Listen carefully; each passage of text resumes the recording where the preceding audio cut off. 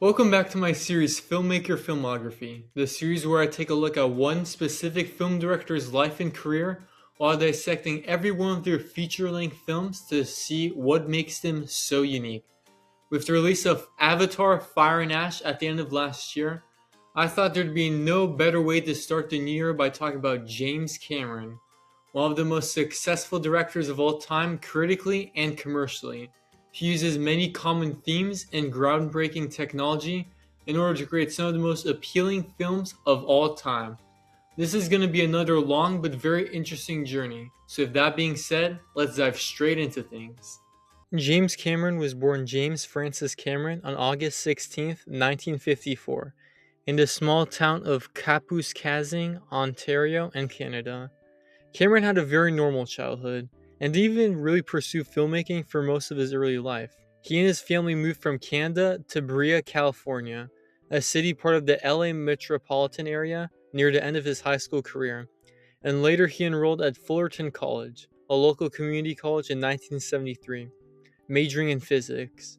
He later changed his degree to English but dropped out a year later, and began to work odd jobs like a truck driver and janitor, just drinking, doing drugs, and writing in his free time.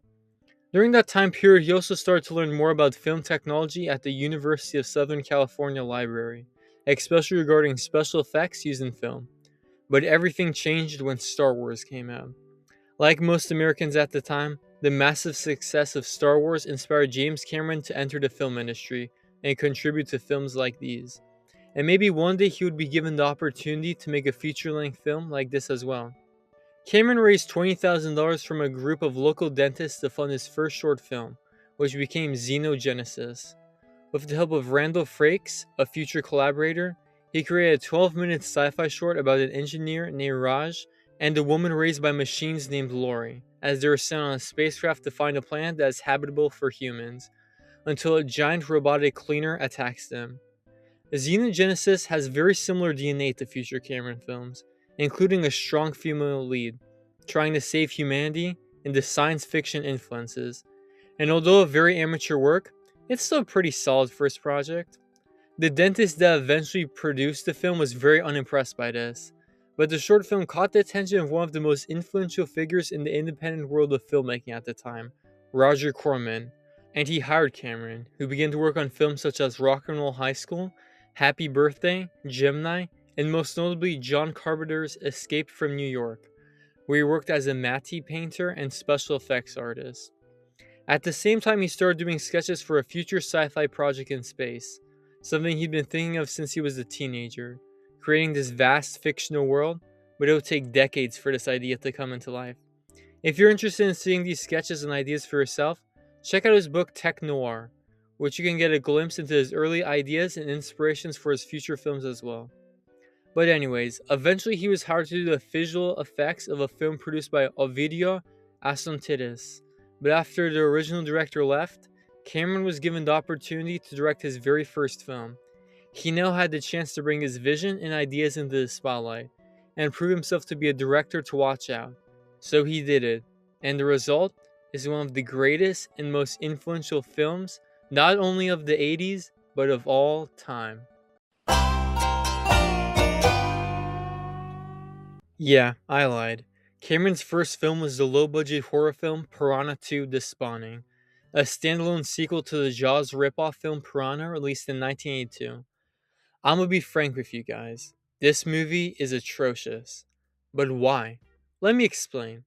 The only reason Cameron got the job to direct this movie was because the producer, Asantidis, long story short, after being sued by Warner Bros. For making a ripoff for The Exorcist, a movie they had the rights to, Asantidis, in order not to deal with the lawsuit, had to make 3 movies for the company, one of them being a sequel to Piranha.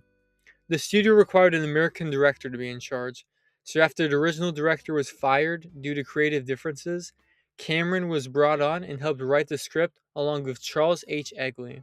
But creating the film was a nightmare. The whole crew didn't know any English since they were all Italian, making it very difficult for Cameron to communicate with them. But since many of them had experience in horror and fantasy films, Cameron learned to work with them.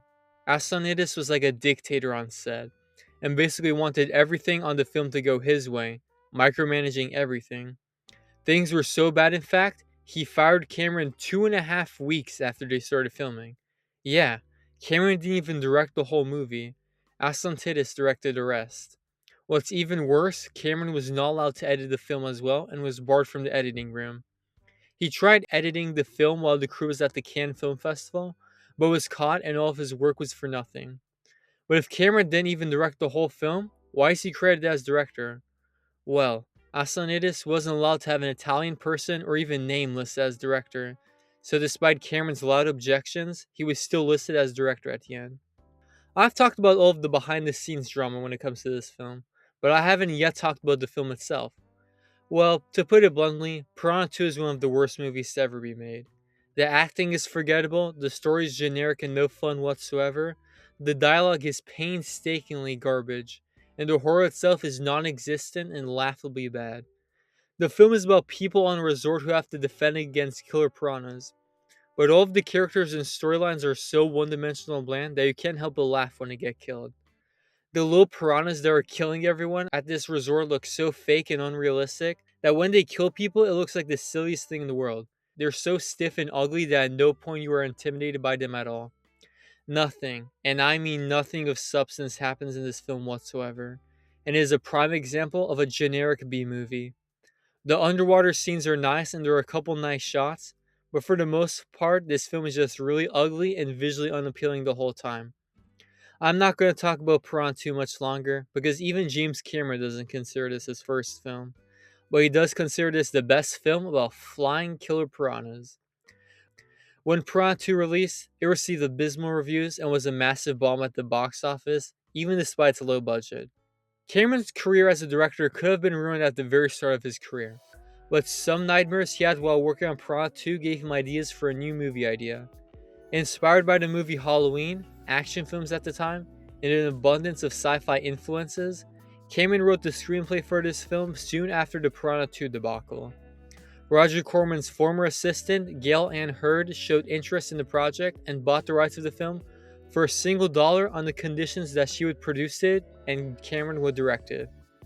After recruiting a few more producers and receiving funding from HBO and Orion, Cameron was now able to create his true first movie, and the rest is history. Released in 1984, The Terminator was James Cameron's big break into the movie industry. The movie follows the signature Terminator, played by Arnold Schwarzenegger, in one of his first big roles, as it's sent from the year 2029 back to 1984 to kill Sarah Connor, whose future son is set to save mankind from extinction, while a soldier from the future named Kyle Reese also travels back in time to protect Sarah and defeat the machine. While a relatively simple story, one easy for everyone to follow, The Terminator not only was a great sci-fi film and one that pushed the technology from that time to its limits, but a timeless film influential to all future sci-fi and action films as well. James Cameron does a brilliant job of establishing this world and what the stakes are in this film. We see very little of the future, but know how terrible it is as humans and machines are at war with each other, and everything we know and love is gone. But to understand what makes this film so special and unique, we have to talk about the title character itself. Although the Terminator shares many similarities to other horror killers like Michael Myers and Jason Voorhees, it stands out as a cold machine with one simple goal: kill Sarah Connor. Arnold was not the first choice to play the machine. He originally was supposed to play Reese, and Cameron wanted someone like Sylvester Stallone or Mel Gibson to play the role since they were so famous, but they declined. Another choice to play this machine was none other than O.J. Simpson himself, but they thought O.J. would be way too unrealistic as a killer. Let that sink in. Eventually, Arnold got this role, and he was the perfect choice. Arnold isn't the best actor, but he has a very strong screen presence and is very intimidating, making him perfect for this role. With the sunglasses on, emotionless expressions, and killing anyone who gets in his way, Arnold really helped Terminator, the film, stand out. Anytime he's on screen, you know he's about to cause mass destruction. But despite the fact, you always know something fun and interesting is going to happen as well, helping the film stand out. But let's not forget Linda Hamilton and Michael Biehn as Connor and Reese. Both excel at the roles they have. Hamilton being excellent at a young woman forced to fight back against a force she knows nothing about, and Bean as a random soldier who grows connected to Connor. Although at a very early stage, Cameron already establishes a common trope of his of having a female lead in his film that stands out on their own, even with the other men in the film. Although Connor has to rely on Reese a lot of times, it's because she has to. She has no idea what she's up against. The two are brilliant at their roles, and this small cast of characters is still entertaining even when compared to other action or sci-fi films at the time. The Terminator is a relatively small film, having a simple script, relatively small cast, and not having the biggest or most explosive action, but is still excellent regardless of that. For its $6 million budget, the action in this film is still great and holds up to this very day. The special effects in the film are a little rough though, and haven't aged the best, particularly when it comes to the Terminator's robotic eye and the stop motion animation with the real world. But for the early 80s, it's still pretty impressive. Terminator has a fun story that is truly the beginning of what Cameron has to show as a director, showing some of his early tropes like strong female protagonists and environmental destruction. This is a very impressive early film that accomplishes practically everything it tries to do. It's not trying to be a revolutionary film in the genre, instead a unique tale combining aspects of various film genres in order to create a unique franchise. The seeds for future installments were planted brilliantly in the film. It was just the beginning of what can happen. And by having boundaries and restrictions with what you could do, James Cameron showed what was possible with creativity and a unique vision, and showed how early on can create thought-provoking films that everybody can enjoy. The Terminator was a great success at the box office on release, and helped launch Arnold Schwarzenegger as one of the biggest action stars for the next few decades. Although critical reception was a little mixed at the time, the film was reevaluated in the next few years, especially in the 90s, as a film that took familiar tropes but still created a unique story, and for having quite an influence on future films and pop culture as a whole. Terminator took a while to finish completely, so Cameron began to work on two sequels to successful films. The first was a sequel to the film First Blood, aka the first Rambo film, with Cameron writing a script similar in tone to the first, dealing with themes of PTSD and grief. Sylvester Stallone, however, modified the script into a more action-based film that the franchise would become, which would become Rambo First Blood Part 2. The second script was a sequel to a sci-fi horror film released at the end of the 70s. Executives were skeptical if this film would be a success. The first film allegedly lost some money, and Cameron was still a relatively new director, but eventually was hired as director. After finishing the screenplay, and with Gale Ann Hurd returning as producer, this sequel would officially begin production. Cameron's third film was a sequel to Ridley Scott's Alien, titled, well, Aliens. Aliens proposes the question, what if instead of fighting against one alien, you would have to fight against multiple aliens? Scott's original film was more of a horror slasher film than a typical science fiction film, the xenomorph slowly killing all of the crewmates on the ship, with the crewmates in the audience wondering what will do next, with Sigourney Weaver's Ellen Ripley having to deal with this creature once and for all. Cameron's film, however, adds more action and spectacle to the film, along with its sci-fi and horror elements as well, creating a sequel that, although having many differences to the original film, shares many similarities with it as well. Cameron had a fresh start with this film, as other than Ripley, no one else returns from the original film. Instead, 57 years in the future, Ripley is sent on a mission with a new crew to a colony, which turns out to be home to a large group of aliens and their alien queen. Aliens does many things better than the original film. Although much less horror, there are still many scenes involving the xenomorphs and facehuggers that are quite scary. Even with the crew having massive machine guns to gun these beasts down, the fact there are so many of them just makes it as terrifying as the first film. The characters are also much more memorable than the first, the crew having much more personality, and characters like Carl Reiser's Carter Burke and the young girl Nude adding new character dynamics that are missing from the original. But my favorite character and the most interesting one is the android Bishop. Ripley is skeptical of the android due to the fact that the android from the first film Ash betrayed her and her whole crew. But Bishop proves her wrong by being a selfless machine who wants to protect the humans he's surrounded by. Cameron mostly portrays machines as evil and cold figures who don't care about the humans that created them. But this was an exception that showed not all machines are evil. But how can we forget about Ripley? Weaver is even better as Ripley and given more spotlight than in the original film. Despite the fact she has to deal with a xenomorph threat once again, she has to deal with the fact that she is in basically a whole new world full of people she's unfamiliar with, unsure of what the future holds for her and if she can ever adapt to these circumstances. But, with the help of her new crew and having to take care of the orphan Newt, she grows to become a confident and fierce woman who wants nothing more than to kill all of these aliens that put her and her friends in danger, resulting in a powerful performance in genres that often lack emotional spectacles like these. Now let's talk about James Cameron's contributions to the film, and the brilliant people who worked on the film. Alien still holds up to this very day. The production design and sets of the film are jaw-droppingly gorgeous, and the effects of the film when it comes to the fight scenes and the xenomorphs themselves still look amazing, still feeling like unworldly beings despite turning 40 years old this year.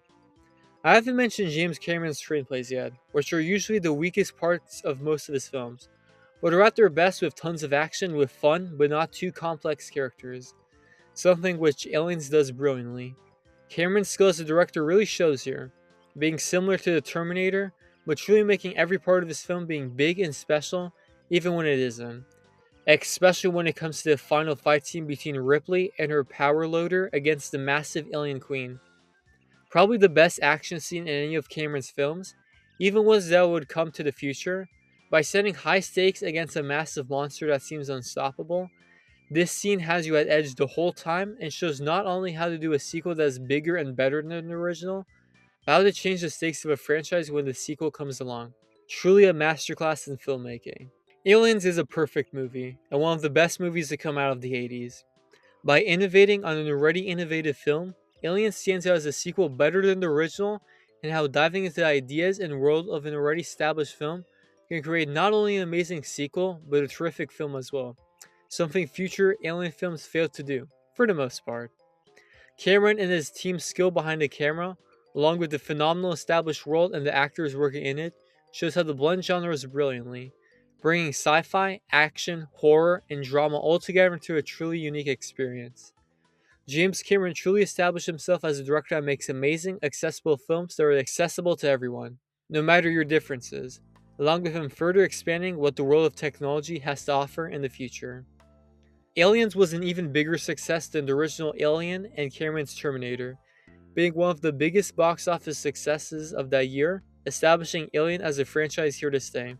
Aliens has also been a critical success, being nearly universally acclaimed, and even received 7 Oscar nominations, including Best Actor for Sigourney Weaver. It won Best Sound and Best Visual Effects, an award that every future film aside from one would win in the future. But after the success of Aliens, Cameron and her began to work on their next film together, based on an idea Cameron had in high school.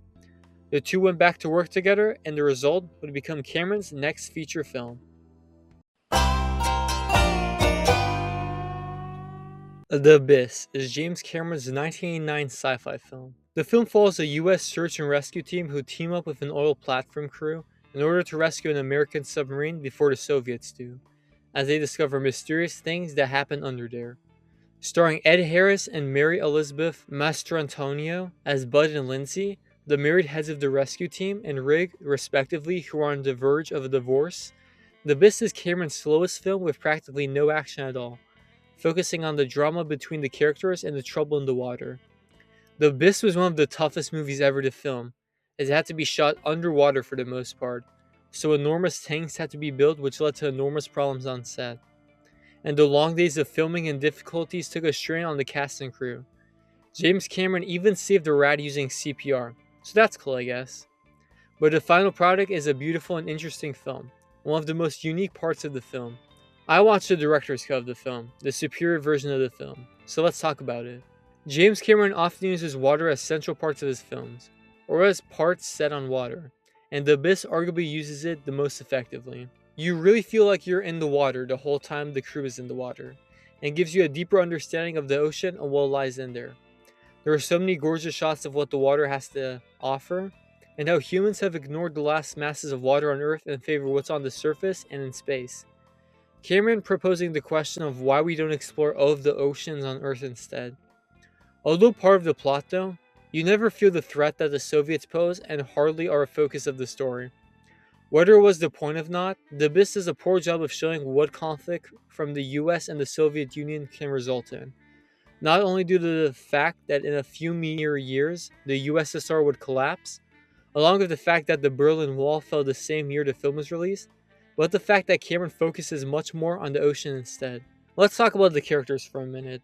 As although the crew isn't the most memorable, especially compared to future films and especially Aliens, Bud and Lindsay are the most interesting characters. Although married, they really hate each other. Bud saying he hates her and Lindsay being annoyed with him for much of the film. Cameron was going through his second divorce with Heard around the time, most likely a bit of a painful process for him, and expressed these emotions through his script. But Bud and Lindsay don't split up though. Instead, they fall back in love through all the turmoil going on, and Lindsay even sacrificing herself for Bud, even though she could have died. And when we don't know what happens to Bud at the end, we see her emotion. Bud and Lindsay work it out through the very end though. Even though in real life they never reconciled and Cameron moved on once again with his romantic life, I wonder if this relationship had some correlation in his real life. Now let's talk about the divisive part of the film, something which really wasn't explored much in the original version. The underwater aliens. The aliens underwater are kind creatures unlike the xenomorphs. They are quite friendly to the humans, trying to make contact and imitate them, and rescuing Bud and the rest of the humans at the end after seeing that humans are capable of being good and nice to one another. The original film had the aliens appear for only a couple of minutes, but the director's cut expands on this, which I really appreciated, and honestly would have preferred if they appeared longer as well. The CGI and effects involved with these creatures, especially the water tentacle, are some of the earliest iterations of this technology, and show that with a few more years, much of this technology could evolve into something bigger. They really helped The Abyss stand out, not as just some water drama, and helps establish more trademark Cameron tropes that I had interest in for the future. Although a little too slow and bloated, The Abyss still remains another classic from Cameron and another great film from his filmography, and perhaps his most underrated. Tackling themes about protecting the environment and the danger humans hold, the film demonstrates Cameron can tackle serious themes even without his signature action spectacles. The daunting work put into this film really paid off, as it resulted in a very unique film that you can't really compare to, and one of Cameron's most personal films. You should definitely check out The Abyss if you haven't already, especially if you can see the director's cut as well. The Abyss received positive reviews upon release, with the original film being much more divisive than the special edition that was released a few years later, but underperformed at the box office. It won Best Visual Effects at the Oscars though, 2 wins for Cameron's movies now.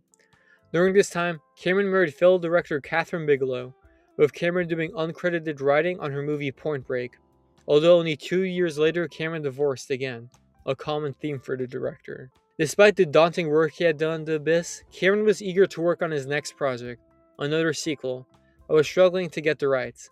Eventually, after the project was approved, Cameron wrote the film under a tight deadline and began production on one of the best action movies, sequels, 90s films, and overall films of all time.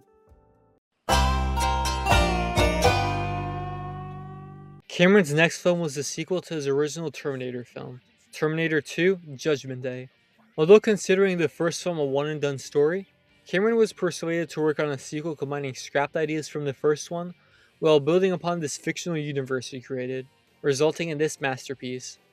Terminator 2 is set around a decade after the first film, and follows a young John Connor, the future leader of the resistance against the evil Skynet, as a powerful, more complex Terminator known as the T-1000 from the first film, played by Robert Patrick, is sent back in time to kill them, but is protected by a reprogrammed Terminator machine similar to the one from the first film, played by Arnold Schwarzenegger again, as the two work together to stop Skynet's future plans and to stop the T-1000 as well.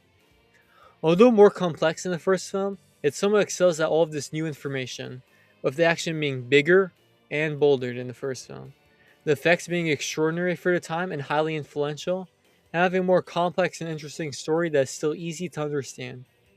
From the very beginning, it changes your expectations. If you go into the movie blind, you would assume the T-1000 is there to protect John. After all, he's a cop who is supposed to protect people. And you know that the T-800 was the bad guy from the first film. So wouldn't he be the bad guy again? But it's the opposite in fact. The cop hunting down John with Arnold's Terminator protecting John.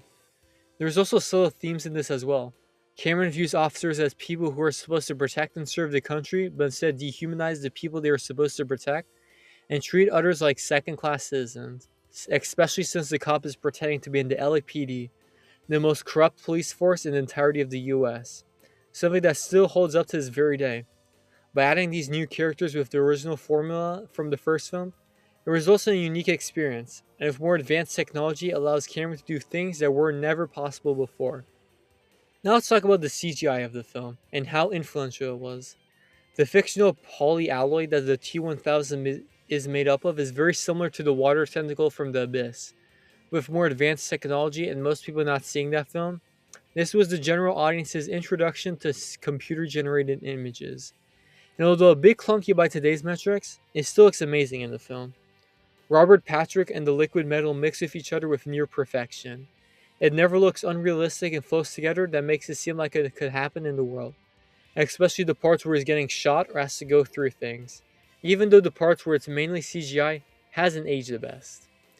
Cameron and team didn't overuse this though, as it was expensive and time consuming, but the 40 or so times we see it, it looks great. And combining it with practical effects as well just makes it look better than films nowadays that use CGI for everything and look fake as a result. It would still take a decade or so for this technology to be at its full potential use, but films like this and Jurassic Park showed how technology had changed from the 80s to the 90s. Speaking of practical effects, the stunts and action scenes are still some of the best action scenes of all time. Most people think of the massive truck chase scene, but even smaller parts involving the T-1000, Sarah Connor breaking out of the asylum, and at the Skynet office are just really impressive and are a really underrated part of action movies. These scenes are thrilling the whole time, with there never being an ounce of boredom throughout, and most action doesn't come out of nowhere.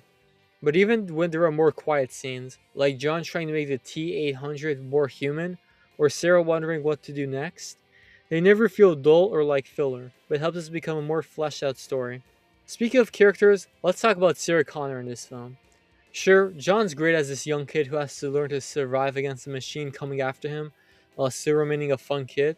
The T-800 as it learns to become more human, and the T-1000 as a killer different from the first film.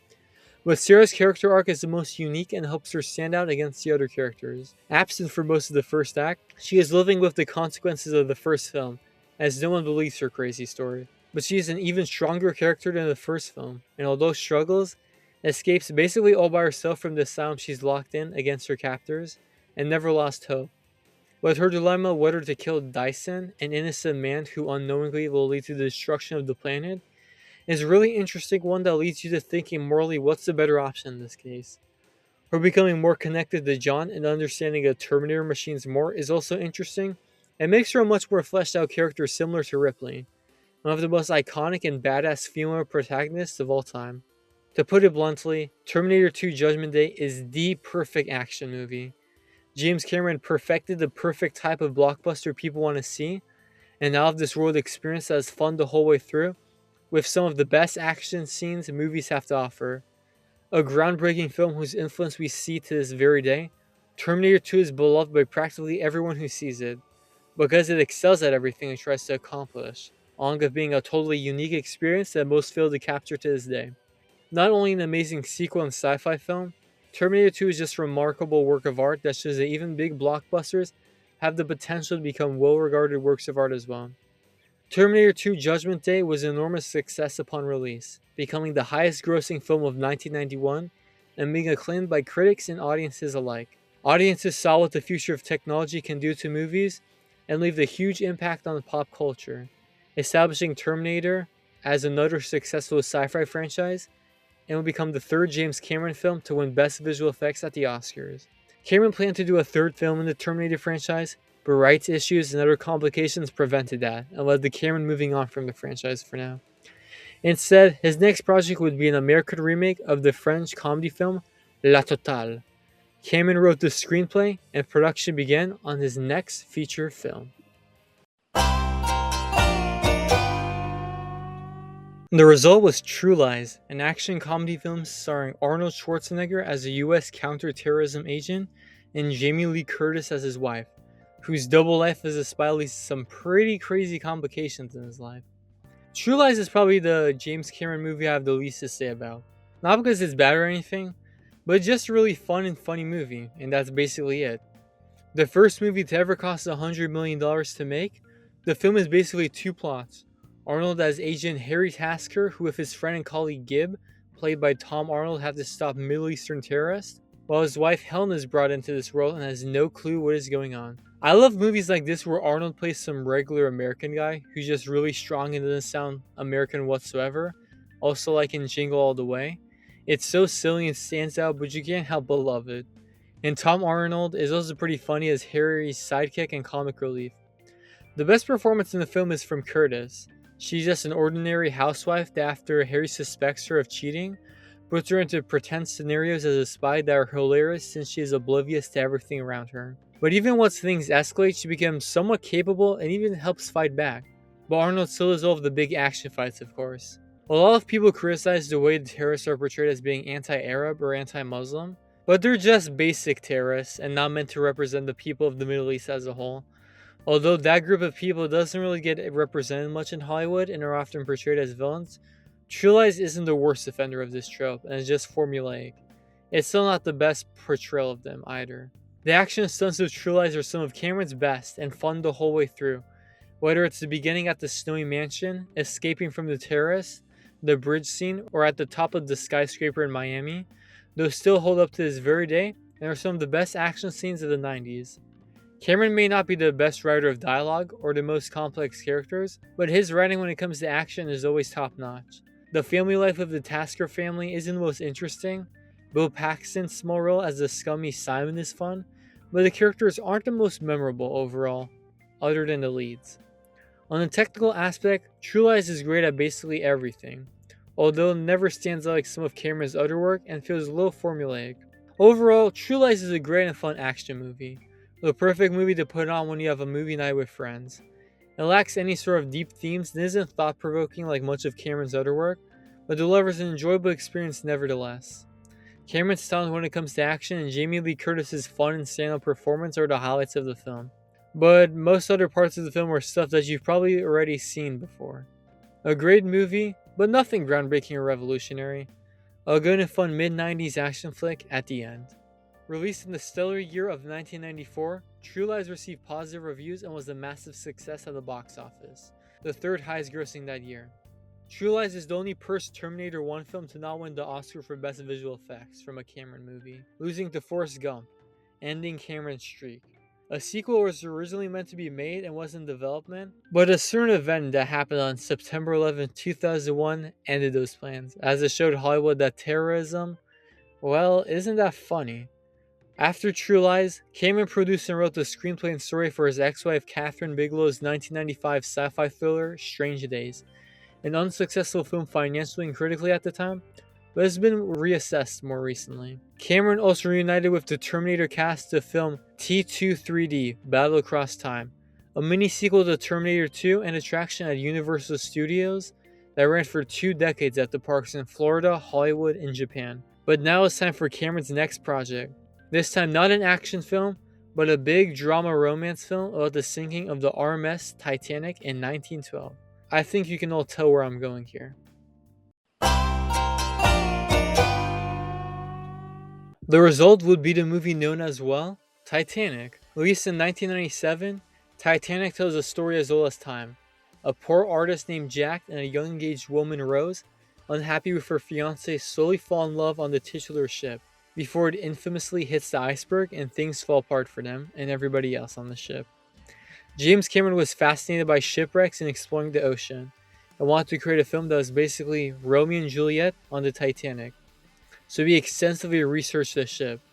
He dove underwater and visited the Titanic shipwreck a grand total of 33 times throughout the years, and spent more time near the ship than the captain itself. Using all of this knowledge and research of the ship allowed Cameron and his crew to construct a replica of the ship alongside other sets that replicate the interior of the ship, with loads of digital effects used to make the film look like it was at sea day or night, leading to this being the most expensive film made of all time at over $200 million.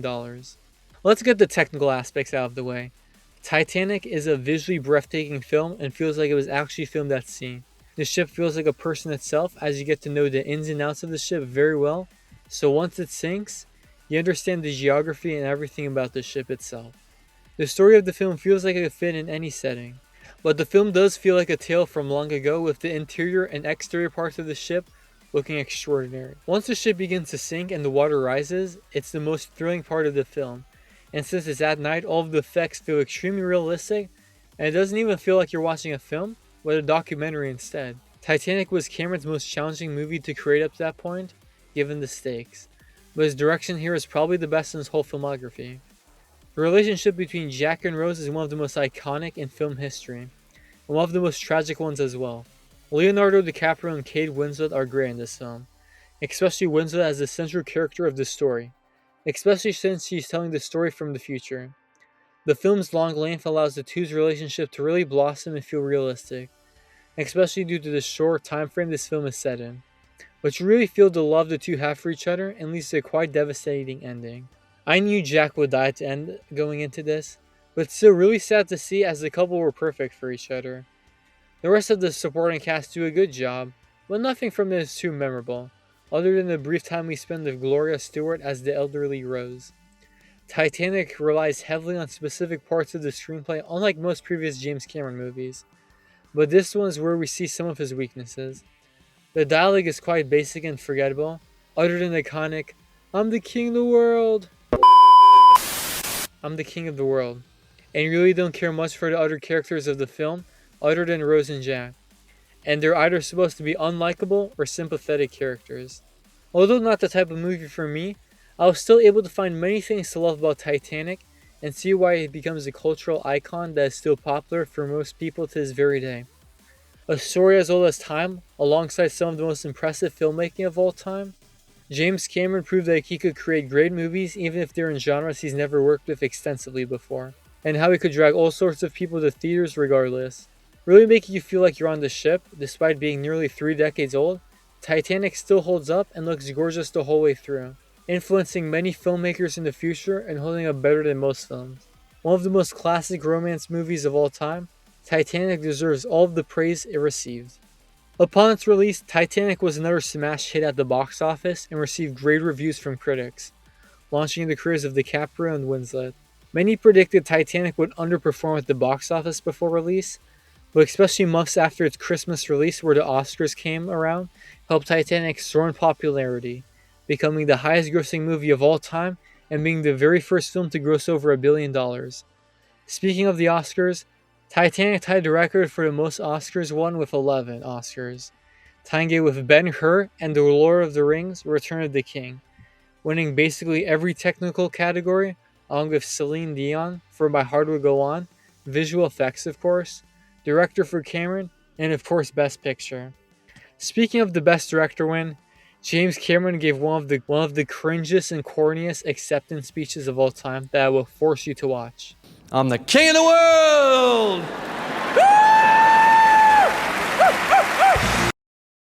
You need to shut the fuck up!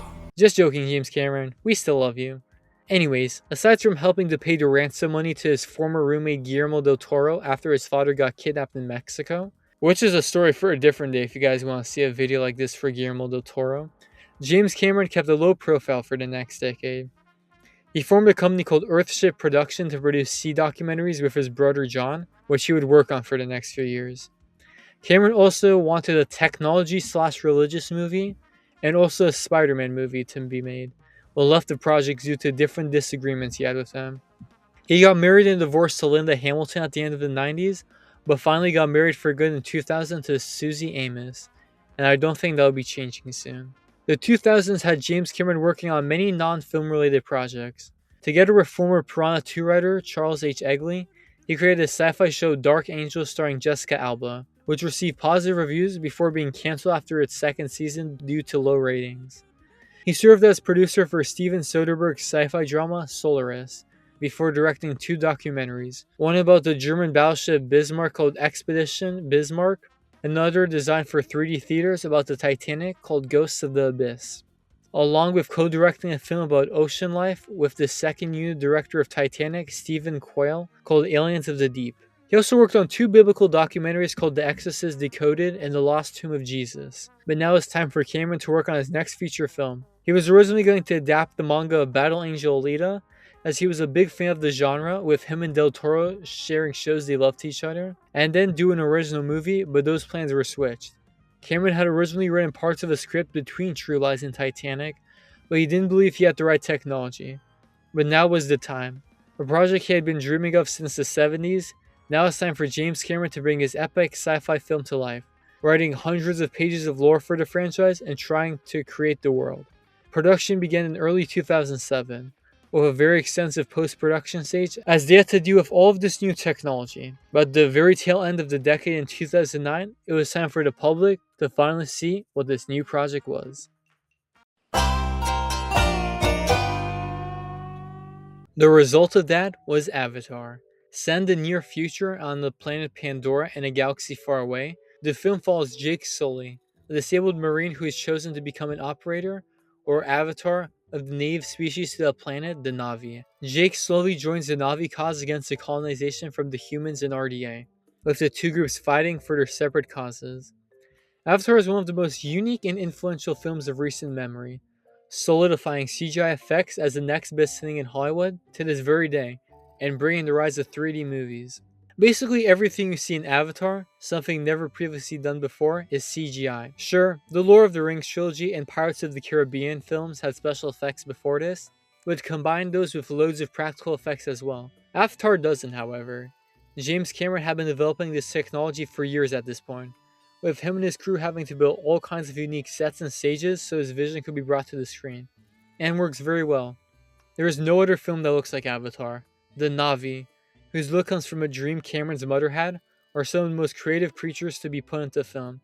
And the actors who played him, Sam Worthington, Zoe Saldana, and the other actors do superb jobs in their roles. The acting in Avatar is severely underrated, as if you watch some of the behind-the-scenes footage, it's just the actors in suits on bland sets, occasionally interacting with James Cameron with a stick meant to be something else. But the end product is very impressive. Sure, there's a little room for improvement from here to there, with the Na'vi environments lacking a little detail, but more time and effort would make up for this. Throughout the film, you slowly get to understand the world of Pandora, understanding it little by little, but this is just a small part of this large, expansive world. But that's where most of my praise for Avatar ends, as the story of this film brings this visually jaw-dropping film down so much. Avatar is a classic white savior movie, something like Dances with Wolves and Pocahontas. If you've seen a movie like that, Avatar follows the same tropes without any deviation. After the first act, nothing surprises you and becomes painfully predictable. You know the Na'vi will win and the humans will lose, and there will be losses on both sides. So it does make the film a little bit more boring because of that. But the length of this movie though. James Cameron does make long movies entertaining like with Titanic, but nearly 3 hours, especially in the second half, not much happens and the beauty of the film doesn't make up much for that. And besides Jake, Neytiri, and Quaritch, the other characters, especially the other Na'vi, are not developed much whatsoever and are a little forgettable, not adding much to the already plain screenplay. The final thing about this film is that this is just the first of many films Cameron had in mind. This isn't just a one and done story. Cameron always intended a much grander world and more things that the audience would have to wait and see in the future. Avatar was his passion project and one he wanted to create for a really long time. So even though Avatar is an okay but very impressive film, it's really nice to see him finally pursue this project after decades. Maybe it will grow on me on a rewatch. Avatar is a true spectacle.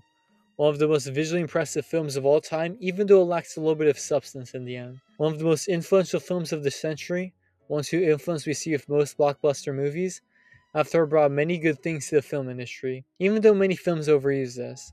Like one of our most talented directors bring his passion project to millions around the globe. It may not be one of the greatest movies of all time, or even one of the best blockbusters, but offers a unique experience like no other, a movie that only James Cameron could make. Avatar quickly became the highest grossing movie of all time, surpassing Cameron's own Titanic, breaking records all across the world, and introducing audiences to fully CGI films and movie experiences in 3D. The film received positive reviews from critics and especially audiences, and broke box office records all across the globe. At the Oscars, Avatar seemed like it would win many awards, perhaps as many as Titanic, but lost most awards to Cameron's ex-wife Bigelow's film, The Hurt Locker. But won art direction, cinematography surprisingly, and of course visual effects. Years later, many critics and others state that this film has no cultural impact whatsoever, and especially considering how much it made. But I disagree with this. Avatar was never meant to be the next Star Wars, but a nice tight franchise that Cameron had control of, not trying to be too ambitious or ruin the original source material, and succeeds at that to this day. Similar to after Titanic's release, Cameron kept a low profile and just worked on a producer on small film projects and focusing on environmental issues. Cameron was parodied on South Park, but he found a way to portray them pretty accurate, even though his crew never actually sang a song about him, sadly. He finally finished his Battle Angel Alita project, which he ultimately wrote and produced while Robert Rodriguez directed it, released in 2019 as Alita Battle Angel, which received decent reviews but made little money, if no money at all. British artist Roger Dean sued Cameron in 2013 for $50 million, with Dean stating Cameron stole Avatar's design from him, but the lawsuit was dismissed.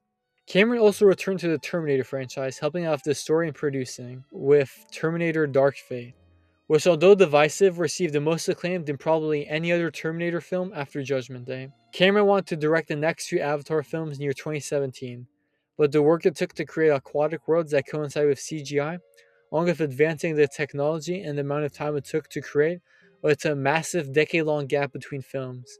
COVID delayed it some more, but at the end of 2022, James Cameron's next installment in the Avatar world was ready to release to the greater world. The second Avatar film, titled Avatar: The Way of Water, was the resulting work. Set 16 years after the first film, it follows the Sully family, who have adapted to their life in Pandora as human forces once again attack them, leading to them fleeing and teaming up with an aquatic tribe of Na'vi to once again take down those forces. Avatar: The Way of Water offers a very similar experience to the first film, with more unique environments and story elements that makes it stand out from its predecessor and offers a much more memorable experience as a result. First off, let's once again talk about the visual effects, which are somehow much better than the first film. With CGI technology advancing more and more than the first film, the Na'vi, alongside all of the other creatures and environments of Pandora, look better than ever before.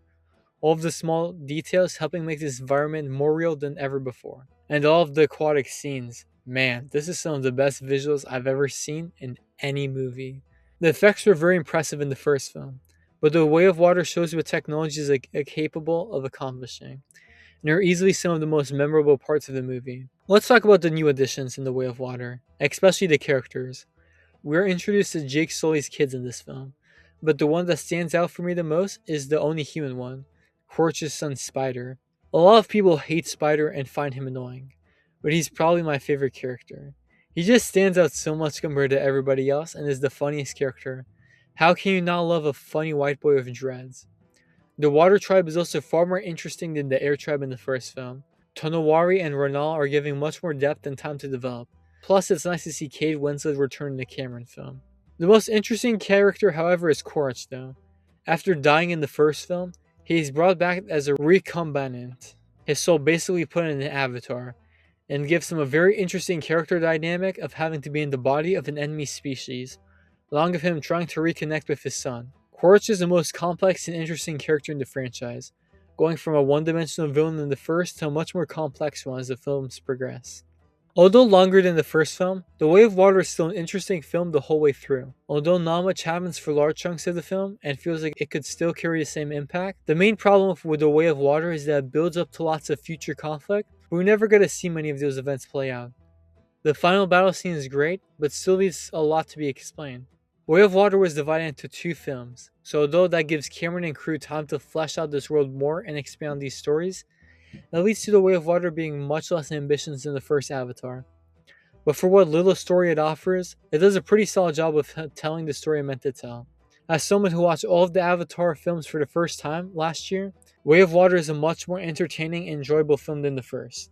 Not one of Cameron's best, but a good film nevertheless. The wait for Avatar: The Way of Water was worth it. A solid film with some of the best visual effects you'll ever see. Even as Cameron grows older, he still has all of the talent he had when he was younger. Doing a great job of continuing the story, character, and world of the first film. Way of Water really helps us understand the world of Avatar much more than before, so it affects you more as well. Captivating most of the way, with more memorable characters and environments, The Way of Water was a step in the right direction for the franchise. What could have been a disappointing follow-up turned out to be a fun film that holds up even more than the first. Like the first Avatar, Avatar The Way of Water was a massive success at the box office and received positive reviews from critics. The Way of Water is currently the third highest grossing film of all time behind the first film in Avengers Endgame. It received slightly worse reviews than the first, a lot of complaints being the same, but still received a few Oscar nominations that year, including Best Picture, ultimately just winning for Best Visual Effects, of course. Just a side note, I really haven't mentioned this previously, by watching a lot of interviews with Cameron, especially recent ones, he's one of the most soothing and interesting directors to listen to, whether by himself or with company. He always has a unique perspective on the world and other films that most directors don't share, as many of them don't like doing that kind of stuff. But stuff like that really stands out. I would recommend you watching some interviews of him so you can see the man in action. But Cameron didn't have time to work on anything else film related. He also shot the sequel to The Way of Water back to back and had to work on finishing that film too. Now let's talk about it.